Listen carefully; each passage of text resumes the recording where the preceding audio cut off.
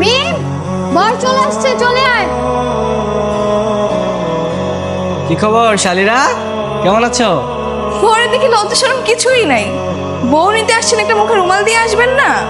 গরম দিয়ে কি আর গরম ভাত জুটবে? আমরা তো এখানে বউ নিতে আসছি, চুরি করতে তো আর আসিনি যে মুখ ডেকে আসবো। তাড়াতাড়ি গেটটা ছাড়েন, ভিতর যেতে দেন। এত সহজে তো আসতে পারবেন না, আগে গেটের ভাড়াটা দেন। তো কত টাকা চাও বলো? 50,000। টাকা নিতে হলে যে মিষ্টি মুখ করাতে হয়, নাকি মিষ্টি মুখ করার অ্যাবিলিটি নেই? থাকবে না কেন, অবশ্যই আছে। দেখছেন না রেডি করে রেখেছি। এই নেন, টিস্যুতে মুখটা মুছে নেন।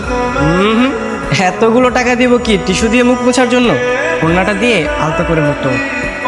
আরে দে দে, হাজার হইলে আমাদের দুলাভাই তো। এই, তোমরা এখনো গেটের মধ্যে দাঁড়িয়ে কি করছো?